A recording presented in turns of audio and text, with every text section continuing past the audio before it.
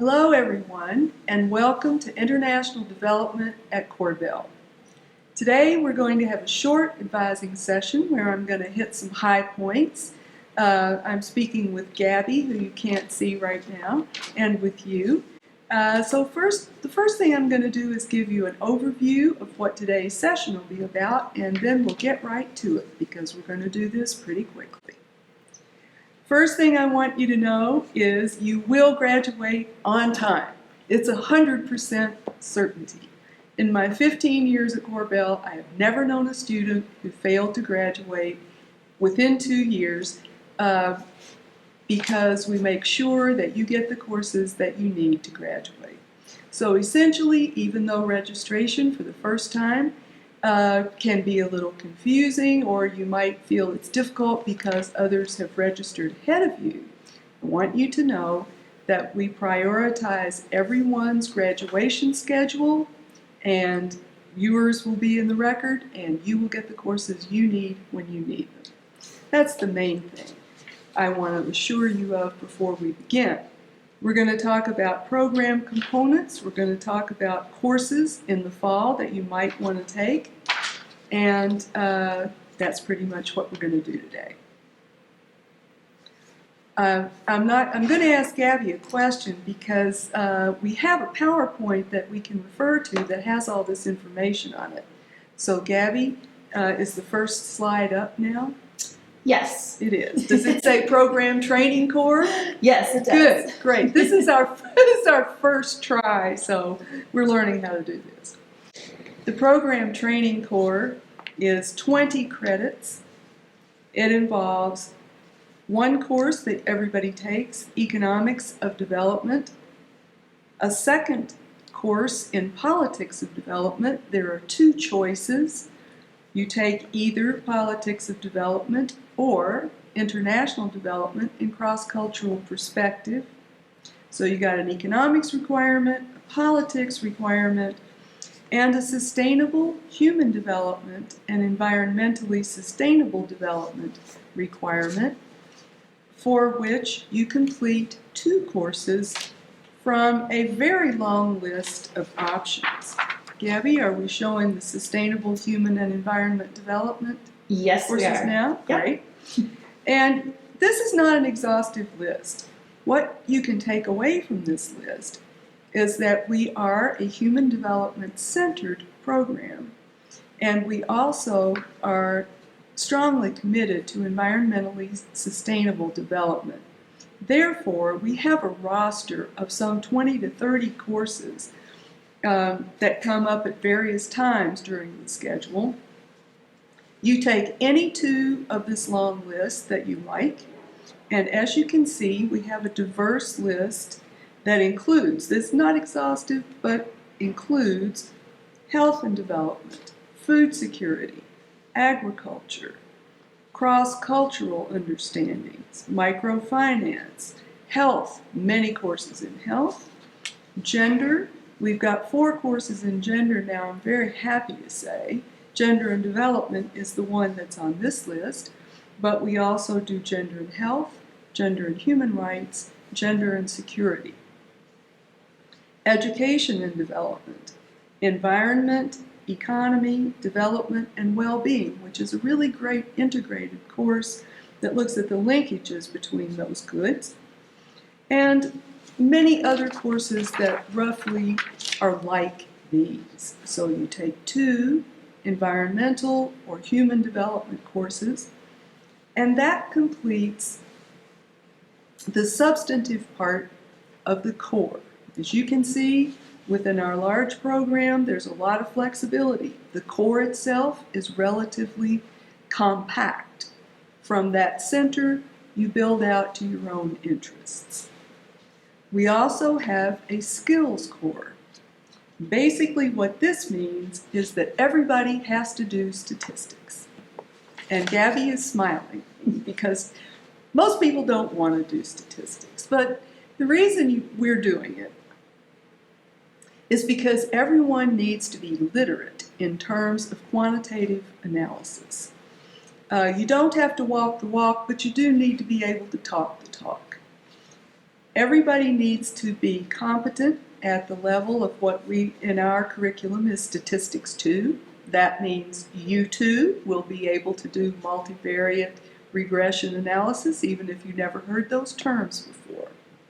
I can assure you that statistics is eminently doable. We have wonderful professors who make it very accessible. And with that, I'll leave the fact that the development program requires that you obtain this literacy, and we help you get there. Looks really good on a resume, increasingly required by many employers. Doesn't mean that you will be a statistician. It just means you will be competent and literate to understand the work of others and to do what you need to do yourself. For example, you may need to show that a program you run has achieved its objectives. How do you do that using quantitative indicators?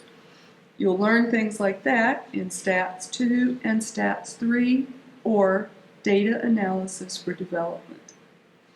You'll also take a third skills course. We're ready for the next slide. Are we looking at a long list of skills courses? Yes. Great.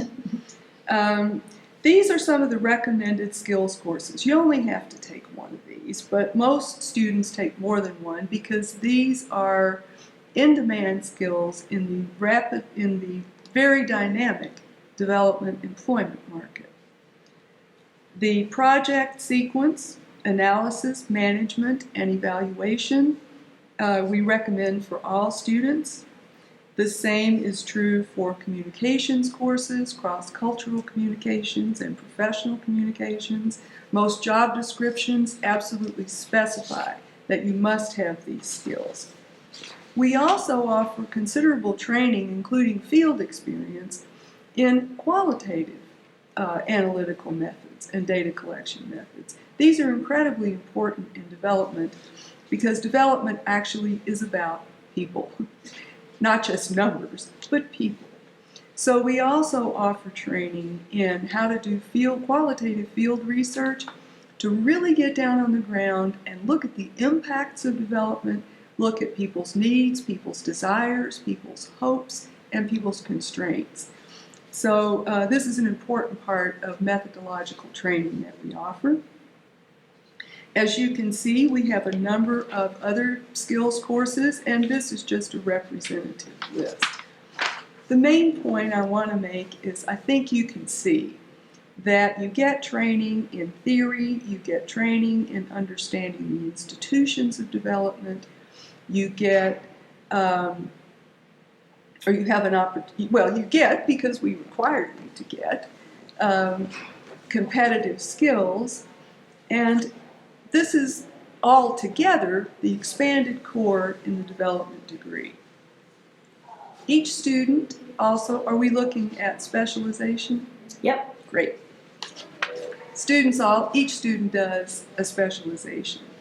This is really simple. It means you put together 3 courses. You choose 3. It's up to you. You design your own. You put together a 3-course sequence that thematically makes sense to you, and that is your concentration. A number of concentrations integrate degrees, for example, human rights and development, or health and development, sustainable development and the environment. A number of people do regional concentrations. Some students concentrate on a skill area like quantitative analysis or communications, or microfinance, or a particular subsector of development like education. It's truly up to you. And the next slide should tell you what's coming up for the fall quarter. Are we there yet? Yes. Great. Okay, now this is the serious part. I've been asked to talk to you about what you really must take, what you need to take right up front. So I'm going to start off by encouraging you to take Economics of Development. That is number 4350. It's offered multiple times every year. We always have it on the fall quarter. It is the one course for which there is no substitute within this degree, so I encourage you to go ahead and take it.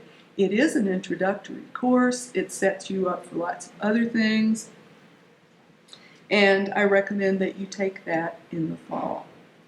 We also offer Politics of Development. That's 4468. This is a great introductory course. It's intended to be an introductory course. It's on the fall schedule, and I encourage you to take that as well.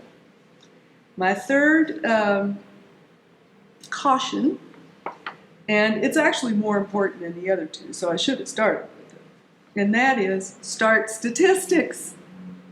Many of you will not need to take Statistics 1, which is offered in the fall, but you need to determine whether you need to take Statistics 1, and if you do need to take it in the fall. It's a sequence. Don't wait till your second year to start that sequence. Some of you will be taking the combined statistics course, Statistics for International. I can't remember, this is terrible, I can't remember the title of that course and I didn't write it down, but it's Statistics for International Affairs. It combines Stats 1 and Stats 2. If your GREs are high enough, you can take that, so you can do all your stats in 1 quarter. However you manage to do it, start it in the fall.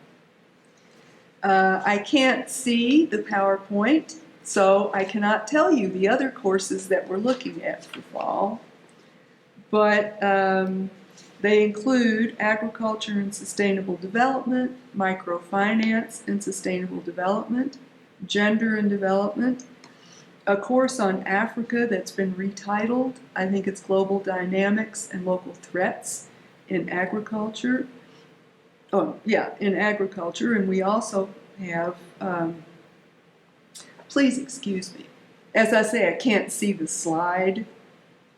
The development course on Africa that's offered in the fall is not an agriculture course. It is development and security in Africa. Gabby, can you tell me, did I miss anything that's on that list? I think that's it. Well, and of course, if you look at our fall schedule, you'll see many other courses that interest you. I've just mentioned some that are on the schedule in addition to the core requirements. Some that are on the schedule in development for the fall. And actually, that's all I had to say.